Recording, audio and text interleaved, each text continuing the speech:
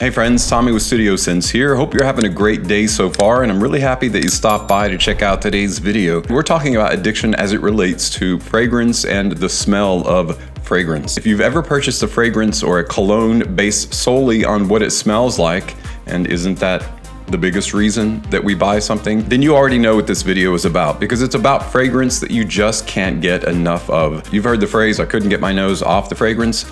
That's exactly what I mean. So when we return, we're gonna talk about 10 fragrances that I particularly couldn't get my nose off of, that I was addicted to the smell of. That and more is coming up, so stay tuned.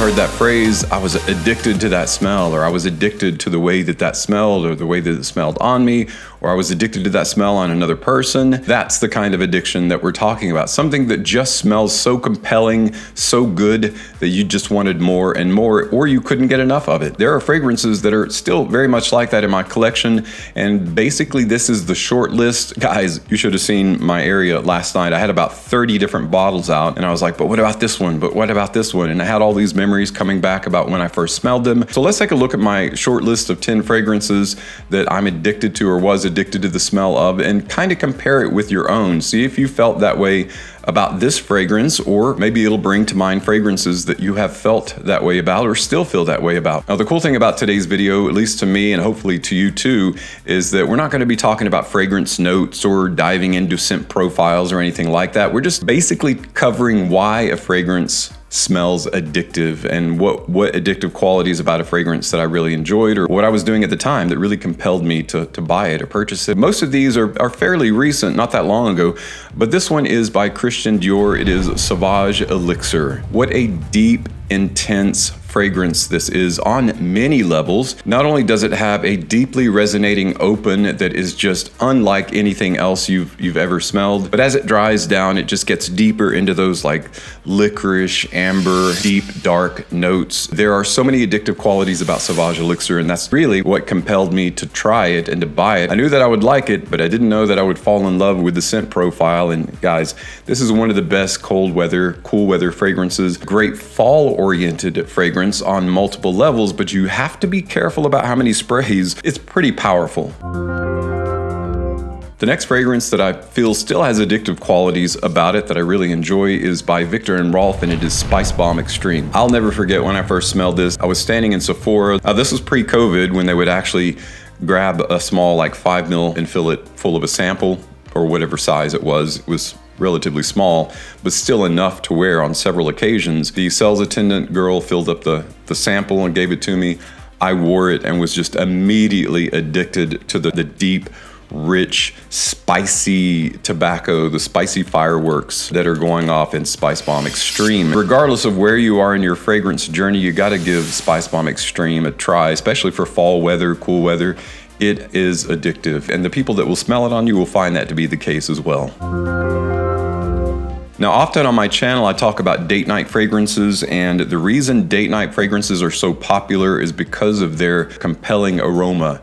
What date night fragrances do when they're really good is they draw you in so that you do want to smell more. And what is that but, if not, an addictive quality in a fragrance?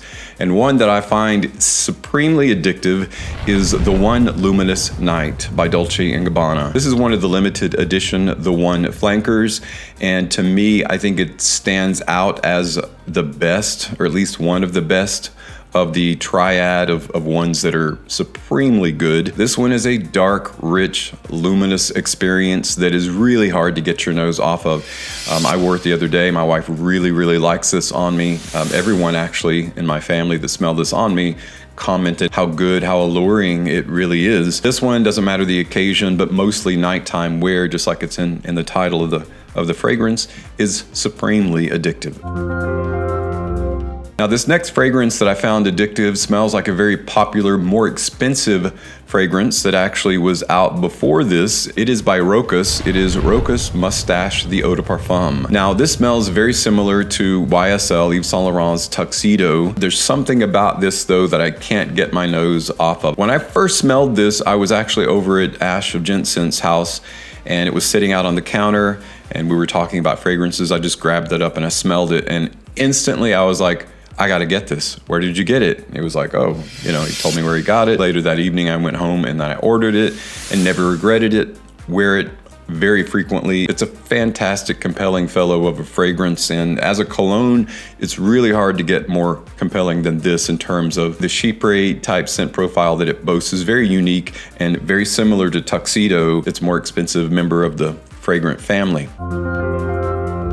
My next fragrance that I found extremely addictive and couldn't wear enough of when I first got it, going back to the house of Dior, we talked about Sauvage Elixir. This one is Dior Homme Intense, and many of you know just why this smells so good. A lot of people say that the iris in here smells like a lipstick kind of, or a makeup-y kind of lipstick note. To me, I get that, it's there, but that's not where it stays. It's there briefly, it's like a brief window into that note, and then it moves on into a bit more of a masculine iris woody scent. It's one of my 10 out of 10 fragrances, easy, and it's just a very compelling, all of these are compelling fellows, that's what I call them. There's something so good about them, and there's something that just is like magnetic. It draws people to the smell to enjoy it. And this one, if you haven't tried it out, you're missing out. Try Dior Homme Intense, you won't regret it, and you'll see what I mean by addictive qualities. This next fragrance that I find addictive still might seem a little bit redundant, but for me it has such a nostalgic value to it, and I keep using this phrase, I'll never forget. Smell is, of course, related to memory more closely than any of our other senses. When I first smelled this, someone else was wearing it, of course, they recommended it. I immediately went to the mall. At this time, the mall was just where you'd go for anything. I bought it, I went back into my car, I sat down, and I opened it up and just smelled it. Probably looked like an idiot sitting there in the mall parking lot like, oh man, it smells so good. I would just take a breather for a second and then I would just go right back to it like I was sniffing glue or something. Of course, I'm talking about Dolce & Gabbana, the one, the original, the one, but not the EDT, the EDP. The Eau de Toilette smells fantastic as well, and the longevity is not super bad. It's still very much worth wearing, but I just go straight to the EDP, and guys, it's that tobacco cardamom combination that makes this extremely, even now, it's hard to get my nose out of this. So I think I enjoy it more than anyone who smells it on me, and that's pretty much why I wear it. Next up is another flanker from Jean Paul Gaultier in the Scandal line. It is Scandal Le Parfum. Now, while I really enjoy Scandal Absolu, I'm going to talk about that in another video. This one came out first before Scandal Absolu, so I have to give it props for being addictive originally for me. I like the original Scandal, but this just took everything that I liked about the original. It made it even more addictive in terms of qualities. There's just something intensely gypsum-like about this, and what I mean gypsum, I mean, like, if you've ever been in a house, a new construction house where they're putting up drywall, they use the mud to put up the tape to affix the drywall panels together, and then they paint it so it all looks like one piece. I used to do that for a living, used to be a contractor, and this reminds me a little bit of that. As the gypsum and the drywall is drying, I think there's some kind of smell in there that is reminiscent of what's used in Scandal Le Parfum, and that's what makes it addictive as a quality to me, not only because of the whole memory thing, there's just something seductive about this. So it's a yet another great date night fragrance.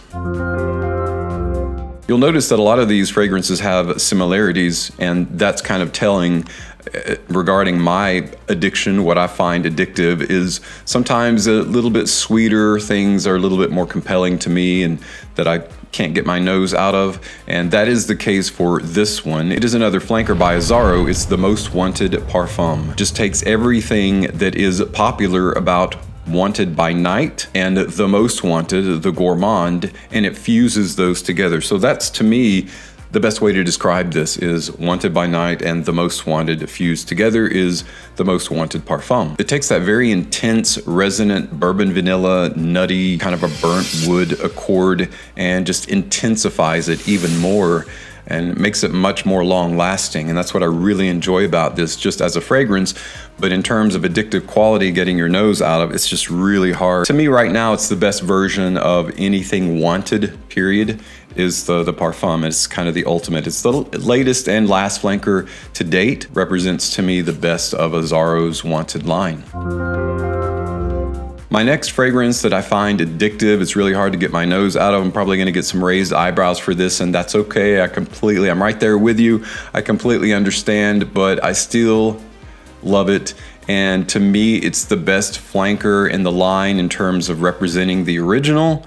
And it's the cool weather version of Eros, Versace Eros Parfum. The caveat to me to Eros is that minty apple. Well, this takes the minty apple and it makes it much more intensely vanilla and throws a jacket on it for fall weather and cool weather. I've often said this is the cool weather version of Eros. Not only is it perfect for cool weather, it's just there's something intensely satisfying about the smell of this. Yeah, you got your fruity lemon, apple, minty, fresh open there, but then you have your spices infused with the vanilla and the base and that woody base as well. It's just a supremely heady version of the Eros DNA, and thus far my favorite besides Flame. Of course, Flame is its own thing in terms of cooler weather, and I don't know, I'd say Flame is right up there beside this in terms of usage. There's just something about this that I just really truly enjoy because it's associated with the original Eros.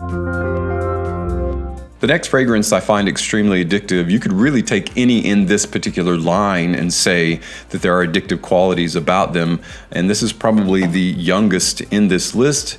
It is by Chopard. It is Chopard Cedar Malaki.